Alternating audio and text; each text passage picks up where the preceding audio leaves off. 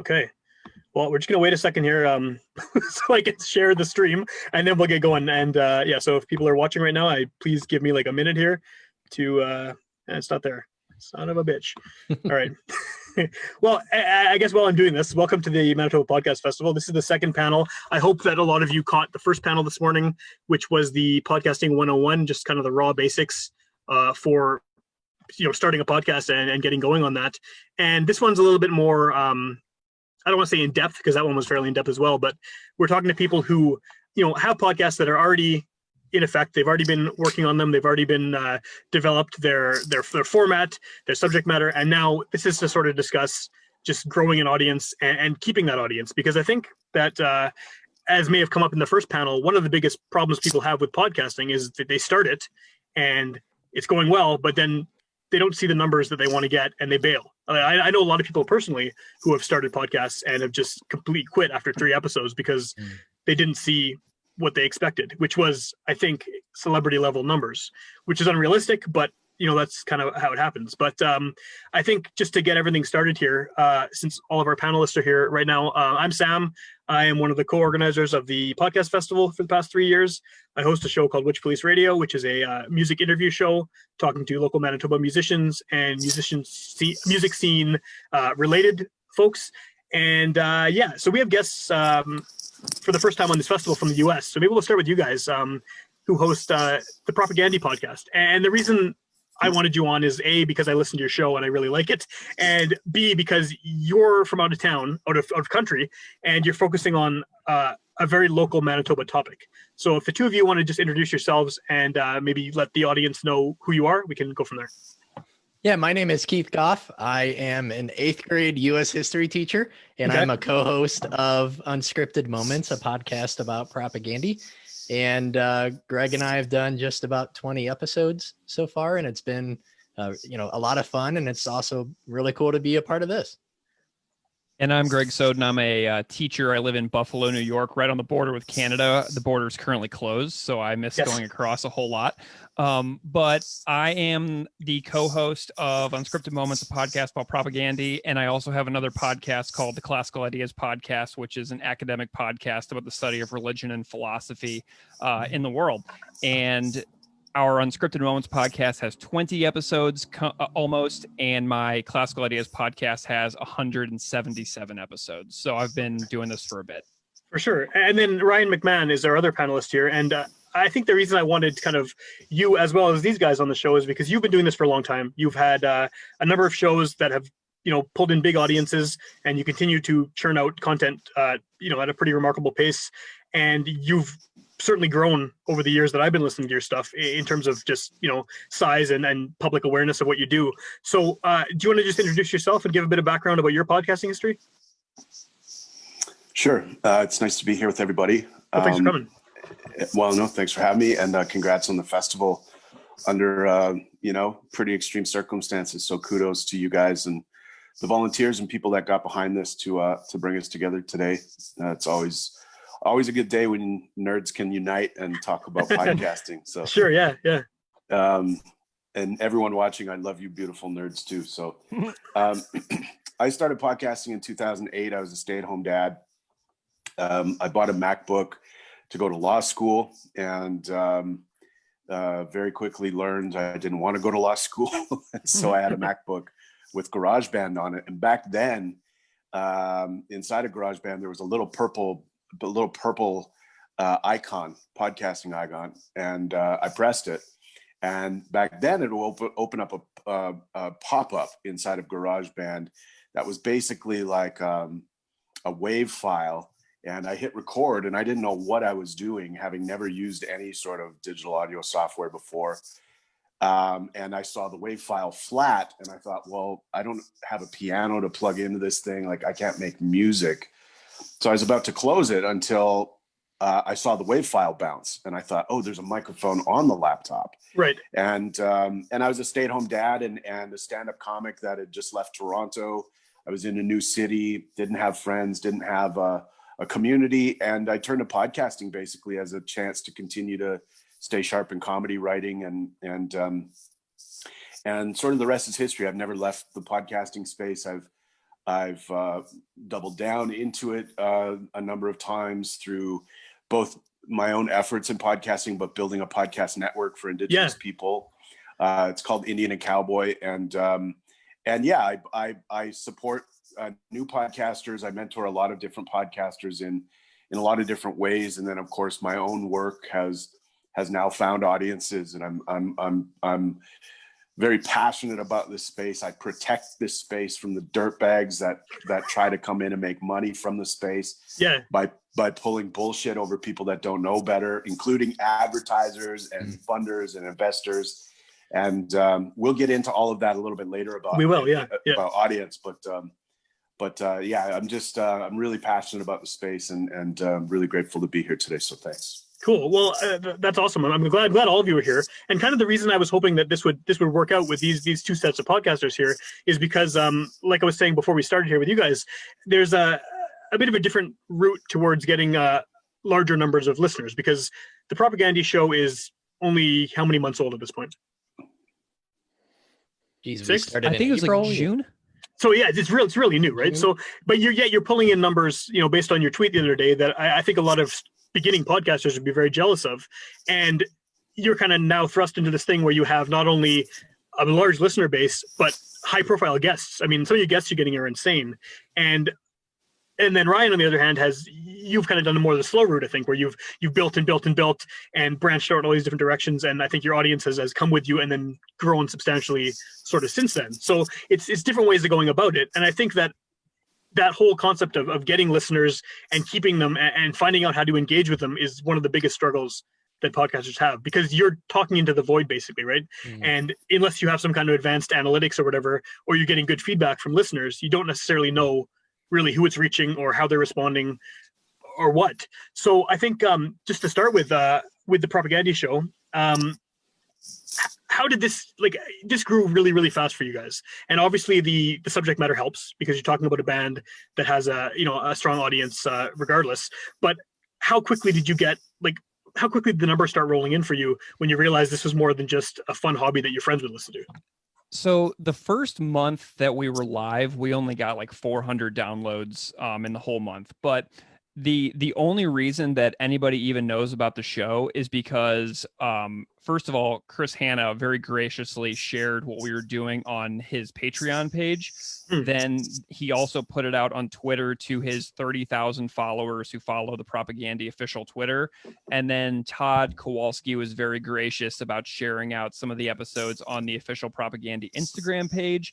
And then we also had Sue Lin as a guest very early on in the show, and then Sue Lin shared the episode of Tertium Non Datur that they were a guest on. So it's complete luck. I feel extremely fortunate that the band didn't completely freak out, because it's a very serious set of songs, and it's a long legacy of amazing work that this band has put together, and we're just a couple of fans.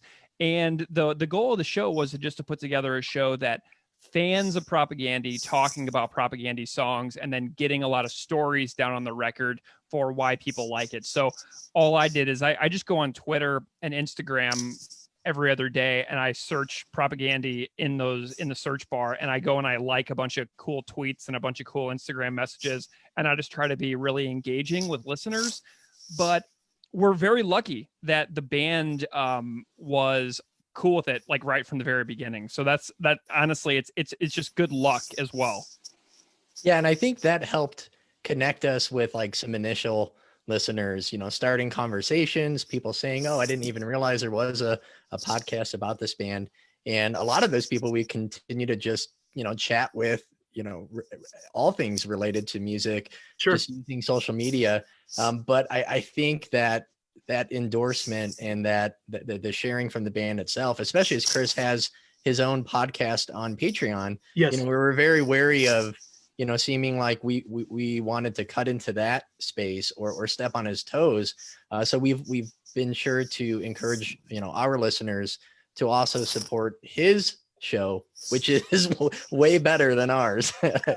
Well, something you said a little bit earlier about kind of the seriousness of the material you're talking about, right? And then the kind of the depth of material. It's talking about social issues, talking about political issues. once you have that audience because he, maybe Chris tweeted it out or whatever, how do you retain it? I mean, how do you guys make it so what you're saying about these songs, what your guests are saying about these songs is worthwhile to that audience? Because I think that might be one of the bigger challenges is, I could do a show where I say, hey, my favorite band is whatever, and just start blabbing about the songs, but it has to be good, right? And it has to be something that is going to catch people's ear week after week after week. Yeah, it's a tremendous amount of work. It's a tremendous amount of research. We dig into the songs and the lyrics and the nuance of the events found within the songs as much as we possibly can. We try to get some local context if the songs take place in certain places. So Sam, you and I have written a lot about some of the songs in Winnipeg and, Call Before You Dig. And you sent me all kinds of interesting tips about Winnipeg and Wolseley and things like that. It's because I can't stop talking about Winnipeg. So yeah. Yeah.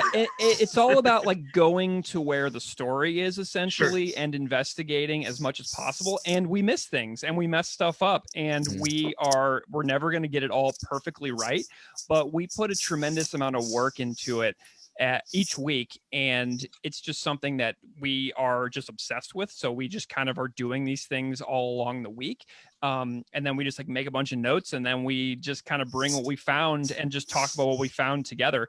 The guests that we've been reaching out to have been really, really cool and very gracious, and that definitely helps. But it's very hard work, and we do have people that give us feedback, and whenever we mess something up, we definitely hear about it as well too. Oh, sure. Yeah. Well, and this may be sorry, go ahead. I was going to ask you something, but go ahead. Yeah. No, I was just going to add, I mean, I think I'm hearing a few key words that since this is a workshop, it's really important to highlight. Both gentlemen have said how much work it is. And so for podcasters that just want to get high with their homies and talk about their cats, you can do that podcast too. But it's a little easier to do that podcast, yeah. Well, and I'll be a guest for that podcast. That's fine. Yeah, me too. Yeah. But you can also be the podcast that puts in those hours where I think that's where, you're talking about building an audience. That's where audiences go, oh shit, these guys do their research. And I'm along for the ride if you get it wrong because you tried. And so, the value proposition that you're making to your audience is in the amount of work that goes into the show. So yeah, you can be mad that you have low download numbers, but the truth is maybe your show's not very good yet. And, I would also push back on these guys saying they were lucky. That sounds like bullshit to me. It sounds like you were smart. It sounds like you did the exact right thing by having Chris and connecting with the people you're talking about. And look what happens. We all know Chris Hanna's a good guy, but there's a lot of people that go, oh, I would never say hi to him in public, or I would never reach out to him on Twitter. Well, get over that shit right now and reach out to these people because they want to talk to you. Yeah. These people want to talk about their music and their work and their, what they're passionate about. Yep. And that for an audience is so valuable when you find the gentleman, you find the podcast team that goes out and does that for you. I mean, that's how you build an audience. So hats off and kudos to these dudes for putting in that work and working in that way. Thanks, Ryan. I mean, that means a lot. And that's the biggest philosophy that I have is if you have a guest that you want, always ask, always reach out, always try to find a way to communicate with them, no matter who it is. On my other podcast, I had the celebrity chef Eric Repair, who was Anthony Bourdain's best friend on my other show. And I just kept reaching out and I was like, I want him on the show. And so you just have to not be afraid. You have to just continue to communicate. And whenever you have an idea for a guest, always ask, because you never know who's going to say yes. What are they going to do? Say no? Okay, they said no. Or nothing. Or they say nothing, and you just move on to the next one, right? Yeah. Yep. And that ties in, I think, with what you were saying with what has helped the show grow with some of the great guests that we've been able to talk to.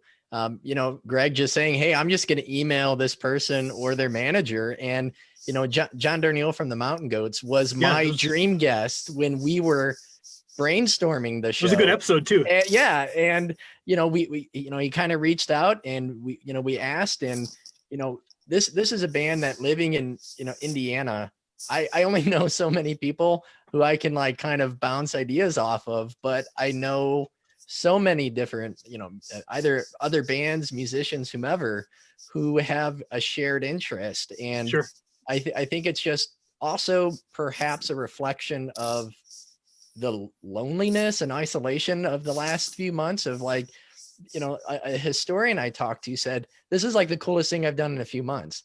So Right. I think it's also just because no one's done anything in a few months. Yeah, right. So it's been like I think a reflection of just the reality of what people are going through. Yeah. To be able to just take 45 minutes to just talk about music for a while. Well, I think you're right too, for sure. I think that the pandemic has helped people in terms of realizing projects like this because they now have the time, or they have other things that are just they've been on pause. So it's like, well, I had this idea 6 months ago, I'm going to try it now, right? But Ryan, I was going to ask you, like, because you have a background as a comedian, and then yet you've obviously had the podcast Red Man Laughing for a while, which deals with some of your comedy elements, but then you've done some very serious material as well. Thunder Bay being probably the most high profile example. Do you have trouble kind of figuring out who your audience is, because some people are there for the comedy, some are there for the serious social issues? Is there a lot of crossover, or do you have kind of separate audiences for the different sides of what you do? Yeah, it's a good question. I think when you're making something, if you spend a lot of time worrying about how this is going to land, I think you'll lose sight of the actual goal of making the thing. And so regardless of what kind of podcast you're doing, whether it's the investigative journalism I do or the stand-up comedy I do, I'm really just driven by the process. And so for me, process over product, every day, all day, when in terms of the work. If you're focused on continuing a good, solid process, the product will come. And I can't control how people will react to what gets made. I can do certain things to ensure that the voice or the tone, the themes in the show are directed at those in power or those in community in the grassroots. That's a different writing challenge. But for me, process over product really helps me just continue to focus on the work. And I started using a couple of other words really as really instructional words for me. And they come from the history of Canada. And I'll save you the boring history lesson, but I'll just say Canada's founded on treaties. There was no Indian wars. It's not America. It's a very different story. But the treaty language that is used in the creation of our country is the spirit and intent of the relationship between Indigenous and non-Indigenous people. And I took those two words and I started looking at my work. What is the spirit that I enter this work? Why do I want to do this work? What's motivating me? And then what's the intention of doing it? And that for me has really helped me point towards audiences and stay focused on, the audience that may be there for a particular show. The spirit and intent in which I work really drives me towards the goal of making the thing in the first place. So those are kind of instructional words that have helped me stay focused in that way. Cool. One thing I wanted to mention for anyone who's tuning in here, if you are watching on Zoom, you can, there's an option to raise your hand if you want to ask a question. You can also type a question into the Q&A thing, and we will get to those as they come up. We're going to keep talking, but if someone does pop in with a question, we're still learning how to use this too. This is the second panel we've done of the weekend of panels, so hopefully it'll go right. We have our pal James behind the scenes making things happen. So I'm going to keep talking to you guys, but if someone, we got a question right here. So I got to figure out how to do this. Let me see how to do this here. James, help me make it work. You're doing great, Sam. You're doing great. Yeah. Okay. Well, I'm going to keep talking until James figures out how to get the questioner in here. But I don't see any hand raised. So. Oh, there was a hand raised and it's disappeared now, I think. So okay. If you want to raise your hand again for it, if you want to answer a question, go for it. If not, we'll wait until the next one. Yeah. The voice of God, James. So one thing I wanted to mention kind of in relation to what you were just saying, Ryan, is that I've noticed that, and this isn't because of the pandemic or anything, obviously, but I think that your show has potentially played a big role in getting a lot of, not your show even, rewind, erase, repeat question. I've noticed that the people who are podcasting, the demographics have changed a lot, which is a really good thing, because for a long time it was just a bunch of white dudes in their basement getting high talking about their cats. And for in a lot of cases, it's still that. I mean, there's a lot of shows where it's, three white guys talking shit and that's the show. And they have tons of listeners and all more power to them. But I mean, I've noticed in the past maybe 2 years, just the diversity of podcasters and the diversity of subject matter. I mean, even within Winnipeg, there's more Indigenous podcasters than we had before, which is awesome, especially in a city like this with a lot of issues that social issues that affect that community, right?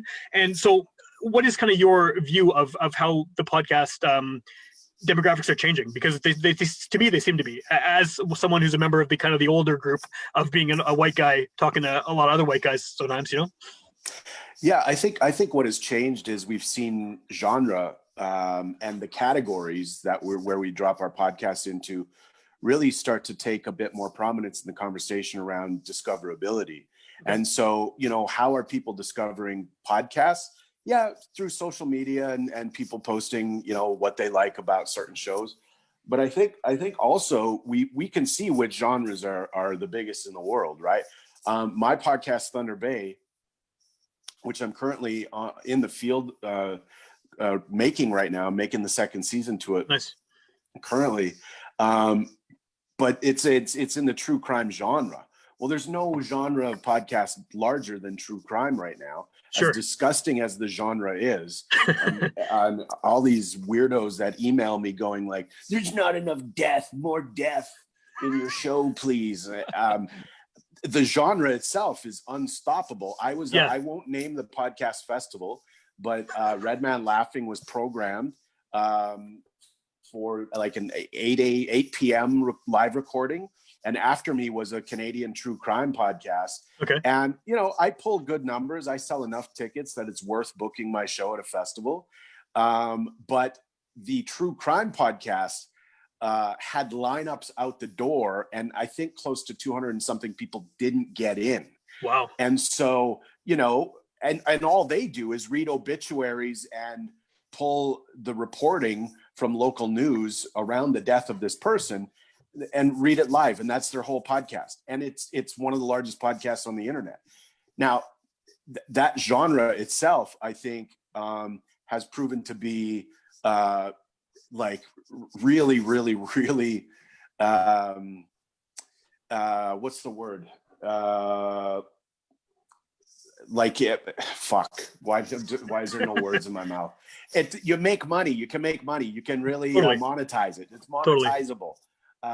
And so I think the move to focusing on specific genres, comedy podcast, business podcast, people go, "Oh, do you listen to podcasts?" Yeah, I listen to this business podcast.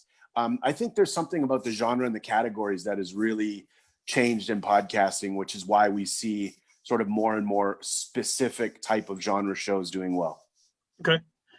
That's a good point. Yeah, it's still sort of. I feel like podcasting was at first described as being like the Wild West, where there's no rules and there's no, you know, kind of no one's overseeing podcasts, and it's still like that a little bit, but it definitely seems to be moving more towards people trying to find kind of corporate ways to make money off this. And that's obviously not going to happen for people starting out a podcast in their basement, especially not right away. And I think that's, again, like I said at the beginning, I think that's a lot of people's problem is they see like, you know, a Joe Rogan or somebody who's making millions of dollars talking about psychedelics and fucking MMA. and then they start their own podcast talking about the same thing and they get 2 listeners, right? And it's like, so yeah, I don't know. What advice would any of you have for someone who is starting out and has got past that point where they've produced a show, they're happy with the content, they've done all the work, and then they put it out to crickets? Well, so I did start a podcast from scratch out of a classroom in Columbia, Missouri in 2017 to crickets. And I thought it was just going to be like a local project like that I would do for my parents and the students that were in my classes. Yeah. And after about 20 or so episodes of that, which I used as a classroom resource, a few people found me and they were like, "Oh, I'm the publicist at so-and-so publisher, and we're interested in having this person on your show." So right. Like the longer you stick with it, you never know what opportunities are going to arise from doing something that you don't know where it's going to go when you start it. But if you stop at episode 2 or 3, when you only get like 9 downloads, you're missing out on what it could become in the future. Like, because my little classroom project that I did starting back in 2017 now has like 200,000 downloads around the Nice. world, and I've been invited to speak at academic conferences. You know, I get hired by certain groups to do a little miniature podcast series. And all of that started because I was doing a project for my high school seniors in an English class. And so you never know where these projects are going to take you. And so if you go in knowing that like this is going to be a hobby and I'm just going to have some fun and I'm going to make something that I care about and I'm just going to see what happens. If you stick with it, you never know what doors are going to be open to you if you just keep going. For sure. I don't want to interrupt this because it's a good thought, but we have a question here from Billy Bob is the name. I don't know if that's his actual name or not, but if it is, I'm sorry I made fun of it. It says, are subjects less regulated doing a podcast than if you did them through a regulated medium like radio? And I mean, I think that my answer to that is, yeah, obviously, because podcasts are, there's no censorship. You can say what you want. We've said a bunch of things here that maybe wouldn't fly on, mainstream radio. And also you're not, if you're doing it yourself, you're not kind of beholden to anyone. There's no boss usually in a podcast situation telling you what to cover or who to interview or even how long it has to be. You kind of it's really wide open. I don't know if anyone else has anything to talk about on that, but comparing like a traditional radio job to this. I've never had a traditional radio job. I'm a high school teacher, but we're doing a podcast where our show is song by song through Propagandy's discography. And that is something that you would never do on a normal radio station. It's just a completely niche thing that a small group of select people would be super into. And that's why we get to do it.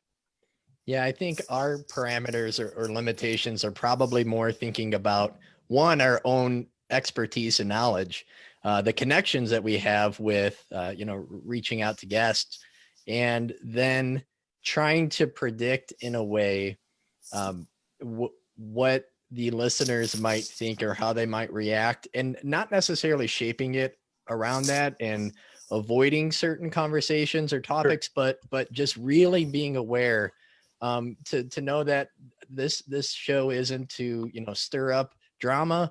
It's not to pretend to be experts. It's really trying to just offer our thoughts and ideas. And I think that is probably our own biggest, limitation. Well, there's a lot of free speech podcast people that are like, well, we come to podcasts so we can say whatever we want. Well, yeah, you can say whatever you want and free speech all day. I'm a comic. I get it. But, we've seen in the podcast space time and time again where there are limits to free speech, and there is still consequence for speech. And so, and we can use Rogan as an example, right? He had to issue a public apology because he was spouting some bullshit that he saw from one source on the internet. Well, that's a new responsibility he has because of his relationship with Spotify. So it depends on the kind of podcast you want to be. It depends on how you're publishing, if it's through a network or not, what their standards and practices are, and whether you want to be sued or not. There's a lot of litigious people out there that, you use their name the wrong way, you might end up with an email that you don't want to get. So just be aware that if you're I've seen a lot of this where people go, well, I'm going to start a podcast and say whatever I want. Okay, well, have fun with that. There's limits to it. Just know that there's limits. Just so it's not this Wild West space that we're all kind of imagining it to be. There's still consequence if you go off the deep end. Well, I think another consequence too is that a lot of people, they do that kind of show where they're just, I'm going to talk shit about whatever topic, and then they forget that the internet is forever and this stuff is going to live somewhere, even if they take it down. And, if you're, say, running for office 10 years down the road, or, you're going for a big job and your name is associated with some really, offensive, whether it's racist or sexist or homophobic or just really shitty content, right? It can come back. And so people, I think, don't think about that because they think, oh, I'm making the show, my friends are going to hear it, doesn't matter. But yeah, you have to, there is a level of responsibility, even if there's no one above you telling you you can't publish this. And this has happened in the comedy space specifically, right? In the era of Me Too and other things where, the bros and the dudes are sitting around, talking about all of their war stories. And it's disgusting, but yeah, it's on the internet and it's easy to find. So, I mean, just, Just be careful. Just be careful. Just be a good person. Don't be a shitty human being. Yeah.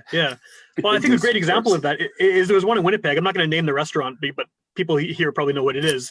And they started a podcast out of their restaurant, and they did about 2 episodes. They're like promoting the hell out of it all over their social media, that it was a thing they recorded within the restaurant, and they started talking smack about their customers, like on the show. And it wasn't a very good PR moment for them. And I don't think they expected it. I think they thought, oh, they've watched, some of these podcasts that are a little crass and, people saying whatever they want and getting drunk while they do it. And then we can do that. We have a bar. And yeah, it lasted like 3 episodes, and then it got completely removed. But I think they lost probably quite a few customers because it said some awful things, so yeah, you gotta watch out. Sam, can I go back to the yes, starting from scratch thing? I just wanted to add, when you're starting, make a bunch of stuff and don't publish it.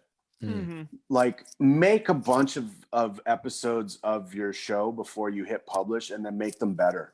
Yeah, I'm guilty of it. I look back on my feed, and there's, I don't know how many hundreds of episodes combined that there is, but I look back on some of the stuff that I couldn't wait to publish, and I was like, oh, because you get that little hit, that little hit of dopamine that's like, oh, hit publish, baby. I'm gonna watch the downloads roll, and so you hit publish too early, and 3 months later you look back on it and you're like, God, that is a steaming pile of crap. How did I publish that? Well, just give yourself enough time to practice to make your show as good as possible. I'm gonna be the grumpy uncle in the room, I suppose, and just say, if your podcast isn't being downloaded, it may be because it sucks. It may be because it's not ready to publish yet. And so I always encourage people, when I do workshops and help people start, tighten up that format, think deeply about that format, find pieces of other podcasts inside of their formats that work, and see if you could replicate them inside of your own show in your own context, and just get really comfortable inside of your format, because that is the reason why I tune in time and time again to specific podcasts, because I know that they're going to do that favorite bit of mine, or that for sure, weird Canadian history trivia, and I look forward to that inside of that podcast. That only comes through creating a strong format. And so I would encourage new podcasters looking to start to think deeply about the format of their show, to publish a bunch of practice ones before it goes out into the world, and just make really sure that you feel good about the show you're making. I think it's a really good point. Yeah. I definitely echo all of that. Like, we have several episodes of our propaganda related podcast that we haven't published because we're like, that wasn't very good. And we just sat on it, and they'll just sit in my hard drive forever. And I go back and I look at some of my early episodes from my other podcast, and that formatting thing is so essential. And I spent over a year riding my bike on bike trails, listening to really good, well-made podcasts before I ever even tried to make one. And I knew how to do it the whole time. I was on Apple Podcasts, wherever, listening to shows for a year. And I knew what to do. And then I got this format idea in my head, and I really just thought about that for a long time. So what Ryan said is absolutely spot on for formatting. Yeah. Well, I have on my feed, there's episodes of my show, I'm 500 and something episodes in. You can go back to the first one, and it's bad. It's whenever I see that someone's downloaded it, I kind of cringe. Why did you start with that one? You're never going to listen to my show again. Yeah. I don't know why I even keep it there, but it's I guess I feel like I have to. But it's 2.5 hours of just rambling. It's not funny or engaging or anything. And yeah, if I had been more aware of how to do a podcast 8 years ago or whenever I started it, I probably would have done what Ryan just said and recorded some and just tried to work on them before making them live. I started a second podcast that hasn't come out yet for that very reason. We recorded about 4 episodes of it. I don't know if it will come out. It was fun, and I have these things sitting there on a hard drive, but I don't know. I haven't decided yet, whether they're good enough or whether we have to rework them or what. So, and I'm experienced at this, and this is something I did last year. It's not just new people who are coming into this cold. I think everyone who does podcasts kind of has this experience where you need to make sure that it's up to your own standards anyway. Yeah, I'm definitely the newbie in the chat. So the fact that Greg had already another show established, I leaned on him a ton in the creation of our format, but also just getting feedback And I think even in the short time, like I feel like my confidence has grown in my interviews, but also in our conversations. And I think if we would have practiced more beforehand, I would definitely feel even better about like our first few episodes. But even in that small time, I talk for a living. I talk for a living to an audience, but it's so different. Just looking at Greg on Zoom and knowing people are going to be responding. It took me a while to get over that. And I feel a lot more conversational and natural now that we've done it a ton. Yeah, for sure. Well, I think I broke the hand raising thing. But the good thing about this is if you do want to ask a question, try the Q&A thing. That seems to work. And this is also going to be saved on it's streaming right now on our Facebook page for the festival, and it's going to be on there for a long time. Hopefully we'll put it on YouTube and stuff too. So, if someone sees this weeks from now or months from now, if they have questions, maybe we could shoot them to some of you guys too and see if we can answer that way. But I think it's a really interesting conversation because in previous years we've done this live and it's been a little more difficult to get this kind of in-depth level of conversation because we've had short panels and then a lot of networking in person, and this kind of gives us an opportunity to especially with people who aren't necessarily in Winnipeg too, right? So it's very cool that you do, all of you are doing this. I appreciate it. So I guess we're wrapping up pretty soon, so if anyone has any questions, now is your chance. But one thing I want to can I add something, Sam? Yes, you can, absolutely. Oh, were you? No, sorry, you were going to ask a question. Go ahead. I'll think of a better one while you talk. Well, we have just such a good example of a new podcast starting, and it's got a built-in audience, Propagandy fans, right? Sure. And so, look, if you're starting and you're like, there's a difference between like, how do I say this nicely? Not everyone should have a podcast, okay? It's like a theater fringe festival. Anyone can submit to the fringe festival. It doesn't mean you should write a play. It doesn't, like, anyone can do it, but it doesn't mean you should. And I encourage podcasters, so I'm not trying to discourage you, but if you want to have a voice and you want to use your voice and do this kind of work, find the hook, find the niche, find where your voice is passionate, because when you get to episode 3 and you see a dozen downloads and you've busted your ass and not slept at night to make these 3 episodes, you probably won't continue. There's some research that suggests close to 80% of podcasts in the Apple podcast directory have less than 3 episodes. For sure. People just burn out. They bail. So you have to be passionate. You have to want to really want to do this, but find a niche. There are knitting podcasts that have been in the top 200 for the last decade. There's a niche there. They fill it, and it's about community. And so, the first thing I would do if I was starting a new podcast is I would also start a newsletter. I would start getting people's emails so that we can have a conversation away from the podcast as well, so that I can get a guest. And let's just say it's another Propagandy super fan who will curate the newsletter this month. They will bring in all these rare links and weird side things from Reddit into the newsletter to supplement the podcast. And all of those little side efforts, whether it's an Instagram or a Twitter page, all of the little supplements to the podcast build your audience. And yes, I want to listen to the podcast because I'm a Propagandy fan, but if you can give me 5 weird tidbits about Propagandy that I may not have known about in your newsletter, and then send me to the link to your latest episode once every 2 weeks, you're just supplementing the work with other types of work. And I think that is a really important way to grow an audience. Is don't just depend on your RSS feed. There are other tools at your disposal. And I encourage people to really think deeply about newsletters. Well, a great example of a newsletter too is Canada Lands. I mean, I know you've done work for them with Thunder Bay, and every time I see it in my inbox, I'm always annoyed because I'm like, I just listened to the episode, but then every time I just click on it anyway, and I usually find something else, a link to an article or something about what I just heard, and like I usually don't sign up for newsletters, but that one is one I use literally every week, and it's been useful. So for sure, there's definitely definitely an option for that. We have a question here. Don't just republish your podcast content into a newsletter, because people will unsubscribe to both of your shit. For sure. Make them different. There's a question here for Ryan. It's from Tony, who is a local podcaster, and they're on the show. They're on a couple of these panels, including the one that just happened an hour ago. And the question is, Ryan, this may seem odd, but do you ever forget that you're an Indigenous creator in a predominantly white space? I find I have to remind myself that I'm Indigenous/queer.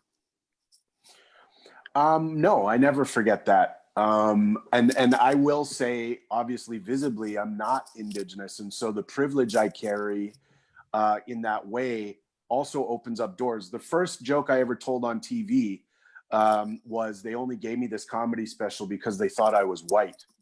And that's the truth. And I'll die believing that's why CBC put me on TV. So that means in the podcast space in particular, I feel a specific responsibility to continue making space with my privilege. And so that's where making Indian and Cowboy as a platform for Indigenous voices was really important to me. But it's always front of mind in a predominantly white space that we continue to make voices for those on the margins. I've said this at the biggest tables in podcasting, including the Radiotopias and others, that if we don't purposely and intentionally make space for BIPOC people, for the queer community in podcasting, we just run the risk and danger of replicating the Hollywood system, which is old white men gatekeepers. So we have to be intentional and purposeful about our moves to make space for everyone. Well, I think as a podcaster who is one of those old white men gatekeeper, not a gatekeeper because no one listens to my show, but give yourself more credit, Sam. I wouldn't be here if you were that guy. That's fair enough.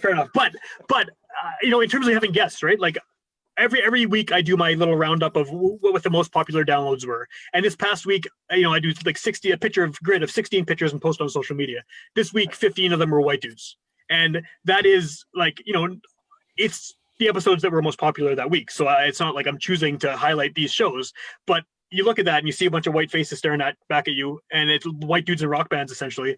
And it's kind of like, wow, I need to be trying harder to reach out to more, diverse communities. And I feel like I am, but it's just in the subject matter I'm doing. And then probably for you guys with the Propaganda show too, a lot of dudes in rock bands or in punk bands love Propaganda, right? And I'm sure that a lot of the guests who want to be on your show fit into that category, and it's can be difficult to try and you want to make it diverse, you want to get voices that aren't necessarily heard, but when I have 16 people messaging me asking to be on the show and 15 and a half of them, one band has one black member and the rest is all white guys, it's kind of like, well, it's tough, right? So it goes both ways in terms of, I think, those voices coming forward and doing their own content, as well as those of us who are in the white male group kind of giving them a platform as well. Absolutely. I think about it every single week, and it's something that I care deeply about. Well, and it goes back to the word that we were using about the how you start out, and to the benefit of the Propaganda podcast is that community's there, and so we have to be in terms of these specific challenges, we have to be intentional and purposeful in doing that, because it won't accidentally be that all of a sudden our guests are more representative of Sure. BIPOC communities. It has to be intentional and purposeful, and we need to just build the communities we want to have our shows exist in, right? And I will say, like, at least it's the conversation now, right? Like, yeah. And so let's give ourselves a little bit of credit and then get on with the work. At least it's a conversation now, where just a few years ago, we weren't talking about representation in podcasting at festivals, right? Yeah. It wasn't on the agenda. And at least it's here. We're talking about it. We're mindful, and we'll get better. Yeah. Yeah. Cool. Well, yeah, I think, Tony, I hope that answered your question. And I think we kind of went off on a few tangents there, but I think it covered the basis of it for sure. And that's something that I've, I never had to think about as a white male straight podcaster. Like, I'm just doing a show. It's not, I don't worry about my identity being portrayed in a certain way on the show, because I have the privilege of not having to consider that, right? So it's it's interesting how that that conversation, like you said, is happening now a lot more than it used to, and hopefully it continues that way. We're going to be wrapping up in a few minutes. Maybe just to kind of get off all these topics here, do you guys want to just tell me about your shows and where people can find them? Might be a good way to kind of close it out here. Sure. You can find Unscripted Moments, a podcast about propaganda, on Spotify, Apple, Stitcher, etc. You can find us on social media at the handle Propagandy Pod. We're very responsive there, and we try to respond and get back to everybody. And we have 19 episodes out, and every episode is about a different propaganda song from the records. And our plan is to do every single song. So we're as many propaganda songs as there are released in the world. That's how many episodes we're going to do. So we have a distinct start and a distinct end, and we're not going to do the show when we run out of songs. So we're hoping to just do every single song, and we'll see if we make it. Do you have an idea of how many songs there are at this point? We're shooting for trying to get like 100, because there's about 88 songs that are released on full lengths, and then a variety of, the 7 inches and the compilations and the live tracks and stuff like that. So we're going to try and get through as many as we can. If we can get over 100, I would be absolutely thrilled. Cool. And what about you, Ryan? Where can people find your work? Red Man Laughing is the name of my podcast that I've been doing for a number of years. But I'll direct you towards the Thunder Bay podcast that I made with Canada Land. Season 1 did very well for us. And as I say, I'm currently in Thunder Bay in the field making season 2. And you can look for a trailer. I'm not allowed to say, but very soon, within weeks. You can look for the trailer, and Thunder Bay podcast, wherever you listen to podcasts. Well, I think I've told you this before too, but Thunder Bay is like, the first season was fantastic. It was one of the best podcasts I've heard in a long time, and I'm really happy you're doing a season 2. For people who haven't seen the show or heard the show, do you want to just give a bit of background about what Thunder Bay is all about? Thunder Bay is a city in northern Ontario. It's close to where I was born and raised, in my hometown, and the city of Thunder Bay really is the city of Canada. It's a failed experiment under the guise of colonization.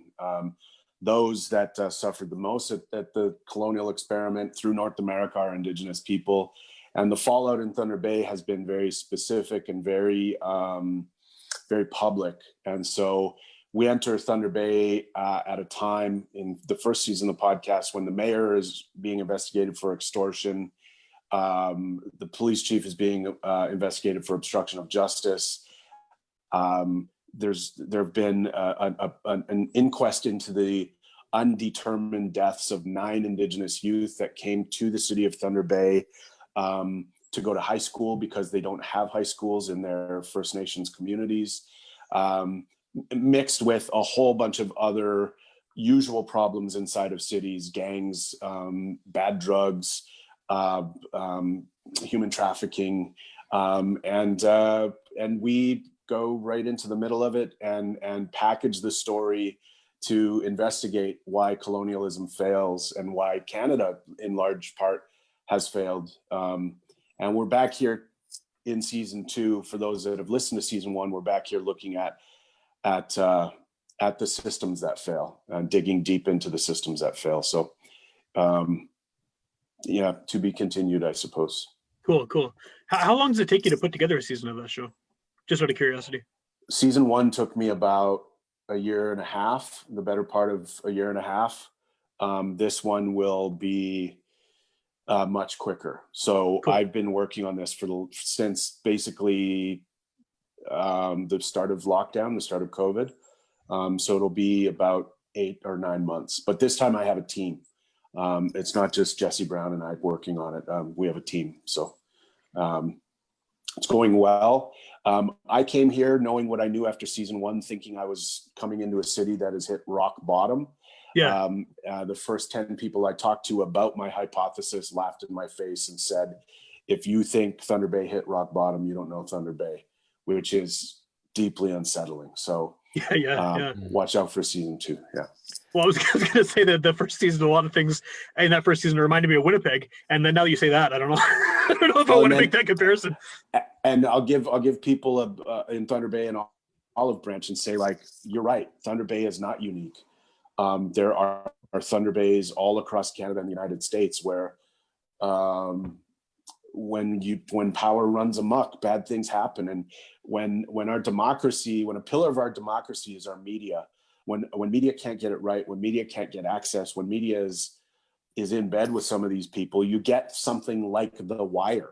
People say like, oh fuck, this was like The Wire, and it's like, yeah, no, it absolutely is. So it's, for anyone looking for something, it's only 5 episodes. It's bingeable for anyone looking to get their pants knocked off. Give it a shot. Yeah, it's a really good show. I think that at this point, you guys need to get him, you guys need to work together on some kind of propaganda episode. Because I know, Ryan, you were on one of Chris Hanna's podcasts on his previous show. So awesome. You guys should make that happen. Ryan, I'll email you. I actually just downloaded the entire season 1 of Thunder Bay while we were sitting here too. Oh, that's cool. That's cool. Well, yeah, I mean, obviously the Winnipeg Connect with Chris and some of the work that Propaganda was doing publicly through their podcast and their social media was so exciting. So when they emailed me to be on their show, I was like, as if, like, yeah, right. And then, they came to my house to record it. So I had to pull out my vinyl, and I'm like, am I going to be the guy that asked them to sign my records? Yeah. Fucking right. I'm going to be the guy who's like, hey guys, I got a little Sharpie here. I don't know what you think about this. Yeah, that's awesome. If I'm ever like really broke and this podcasting shit doesn't work out, maybe I'll raffle off some of the autographed vinyl on your show as like a GoFundMe collaboration. Which will actually be like a send a Ryan to Mexico because he's given up on life kind of thing. Like let's work something out, guys. It's the retirement plan. That's right. I'll be in touch. Yeah. So just one more thing. We got about 8 minutes left here. So what advice do you have for someone starting out? Because I think that, like I've said a few times now, one of the major roadblocks is just not having an audience and feeling like you're defeated and all this work you put in was for nothing. I know we've kind of gone over a few things throughout this about, ways to sort of develop that. But if someone comes to you and says, I know you do a podcast, I know it's successful, what the hell do I do to make mine reach an audience? What would be the easiest answer there, the most obvious answer? There are different answers depending on if people need to make money, for one. Keith, go ahead. Of course, yeah. Yeah. So I think, Ryan, the words you said were spirit and intent, right? So I think it's individual purpose. For me, I didn't want to make money. I didn't really care if a ton of people were listening or not, or if we actually got the big name guests that we had brainstormed. I just wanted to talk about something I really care a lot about and to learn more about it. And if people thought it was good, and if I got a little better along the way, then I would keep doing it. And that was like my personal goal. And that's what I kind of that's what keeps me going. And what I hope to get better at. So I think it's individual. And for me, I mean, that's what it was. Fair enough. Ryan, go ahead. I would just say community. Like if you're starting out, take a look at the category that you're going to upload your show into. Find 5 or 10 podcasts to listen to inside of the category.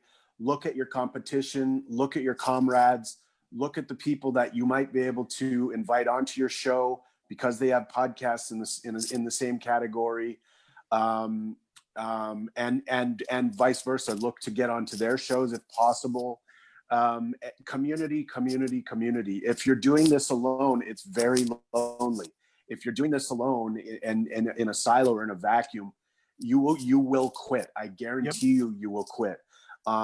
So try to find that community and try to find sometimes, and especially podcasters. I find podcasters to be really kind and gentle people. They want to help each other.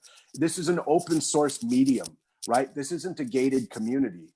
And there are really good people that when you need a kick in the ass, they'll kick you in the ass. But when you need a thumbs up or a kind comment about the hard work you're doing to try to make a difference or to try to build an audience or to publish your show, you'll find that in the podcast space. So get your community, identify who your comrades can be, and roll with them. Roll with the community. I think, especially because this is the Manitoba Podcast Festival here in Winnipeg, between festivals every year, we've been meeting once a month, whether it's on Zoom because of the pandemic or in person at like a Robin's Donuts or something. And we've developed, it started off this festival 2 years ago with 3 people. And I was doing someone else's podcast. And that's how this conversation came up between me, that host, and his producer. And we wanted to do something to build a community here. And now it's grown to the point where, depending on the month, we could have anywhere from like more than a dozen people showing up. A lot of them have never met anyone before, and they just want to talk about podcasting. So part of the reason that we do this festival every year, I think, is to continue building that local community. And there's a lot of shows that I listen to now that I never would have thought would have been up my alley, but I've discovered through just meeting these people in person and talking to them about what we do. And we give each other business cards at the stupid donut meetings. And then I go home and I have the stack of business cards. And it's like, what is this topic about? I don't even know what this is, but I'm going to look it up. And then it's like, oh, this is my new favorite show. So by the way, how dare you, like the most Winnipeg shit in the world too is a Robin's Donuts. I know. I don't know if our friends in the US know what a Robin's Donuts is, but how dare you guys? I see pictures of Robin's. I'm like, these Winnipeggers are serious about Winnipeg, man. Yeah. Yeah, here in Buffalo, it's Paula's Donuts is our big thing here in Buffalo. Well, we're running out of Robin's Donuts. Like they keep They're closing. almost gone. And it's funny because I've done so many interviews at Robin's Donuts too. It used to be my go-to to interview bands and stuff. So it'd be like, oh, their jam space is being used or something. Let's go to Robin's Donuts. And I've been counting. There's at least 3 of them that I've been to that are now gone forever. And it's just like the number of Robins I've used as an interview spot is dwindling. And it was great because no one was ever there, which is why it closed. But it was always this empty room, and no one bugs you, and you can sit there for an hour, have a conversation. No one goes there. No, that's right. So yeah. It'll be very quiet. Yeah. But I guess it is very Winnipeg. And I'm sitting here, I got a Slurpee. Like, this is the most Winnipeg. You can't see it because it's the most Winnipeg shit ever.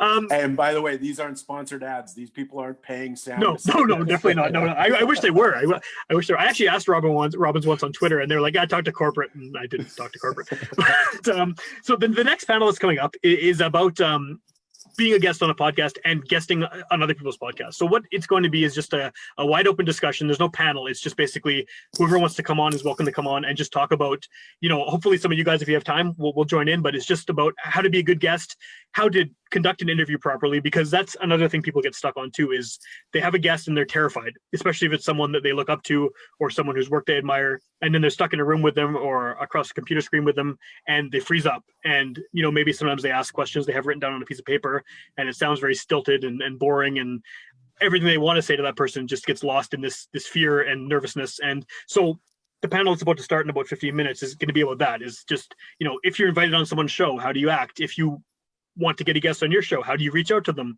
How do you talk to them? So this is a panel, obviously, where we have organized people showing up to talk about a certain thing. That one's gonna be more wide open. I'm gonna be there.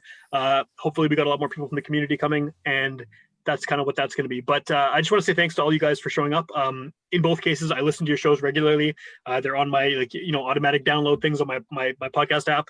And I'm really glad we could have all of you on here because it's a fun conversation. And it's nice that despite the pandemic and despite the lack of ability to do this live, we can have you in Thunder Bay and you guys in the States and make this happen. So thanks again for coming out. It's a thrill. Hey, the other thing, new podcasters, tell people to rate, comment, and subscribe to your show. That's right. Yeah. Because a lot of listeners don't even know what that is. So you have to take the time. I can't believe we didn't say that. Rate, comment, and subscribe. And encourage people to do that every episode of your show to build that audience initially. I forget to do that all the time. Do that. Right. I do all the time. I just forget. Yeah. Anyway, I got to jump. Thanks, everyone. Right on, guys. Thanks a lot. Okay, Thanks, cool. Dudes. Yeah, later. So yeah, if anyone's still in here, this is going to go for 2 more minutes until it automatically shuts off or James somehow pulls the plug. But the next panel is going to be about interviews. I don't know if you guys are able to stick around at all, but if you are, you're welcome to hang out, and that'll be at 2:45. And yeah, that was a good conversation. I had a blast. Yeah. Keith, what did you think? Yeah, it was a lot of fun. I really feel like in over my head, like I just looked up a microphone and met this stranger on Twitter and was like, all right, I guess we'll just start a podcast. And so I don't have a ton of specific feedback other than I really like some of my favorite parts are like the people that I talk to on social media and finding out new things about the band and the songs and just kind of keeping that in mind when everything is difficult because it is a lot of work, and Greg does way more than me, and even with that, it's still a ton. Yeah. I lured Keith in. I said, "Hey, you should do a podcast with me that I have an idea for, with your failed states propaganda Twitter banner. I don't know why, but you're the guy I want."